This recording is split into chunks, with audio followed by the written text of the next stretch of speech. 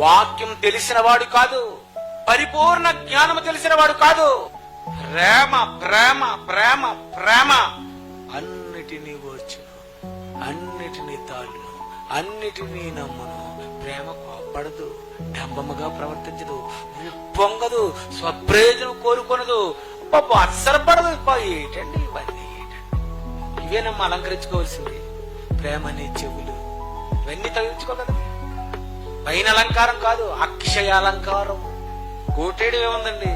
3,000 ఇస్తే కోటేస్తాం, కానీ లోన్ వేయడం వెంట వేయడానికి అవుద్దా?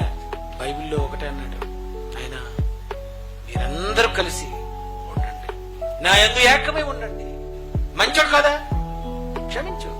పౌలు గారు, మొదట శరీర దౌర్బల్యం కలిగి వచ్చాను, కానీ మీరు నన్ను ఏమీ అనలేదే. ఎంత మంచోళ్ళని కరతీలు. నేను శరీర దౌర్బల్యం కలిగి వచ్చాను, మీరు నన్ను తృణీకరించలేదే. ఒక మనిషిలో కొన్ని ప్రాబ్లమ్స్ ఉంటాయి, ఆయన నువ్వేమనుకోకూడదు. అంత మనసు ఉందా?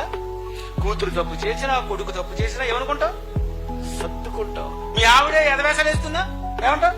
బయటికి చెప్పు, తెలుసు, నీకు తెలిసిపోయింది, కానీ నువ్వు ఇంకా మంచిదాని అన్నట్టు. ఎందుకంటే బయటికి చెప్పిన మొత్తం కప్పు అయిపోతుంది.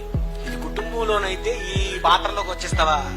సంఘంలోకి వచ్చేసరికి అదుగో శరీర దౌర్బల్యం కలిగి ఉన్నాడు, అతనా ఇతనా.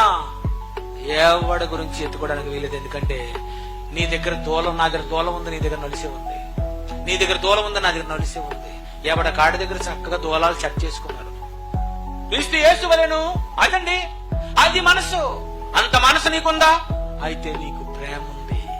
జ్ఞానమునకు మించిన క్రీస్తు ప్రేమ నీలో ఉంది అని నేను ఒప్పుకుంటాను. లేదా జ్ఞానమునకు మించిన క్రీస్తు ప్రేమ నాలో ఉంది, నీ దగ్గర జ్ఞానమే ఉంది కనుక పరిపూర్ణ జ్ఞానవంతుడైన ప్రేమ లేని వాడివి నువ్వు వ్యర్థుడు.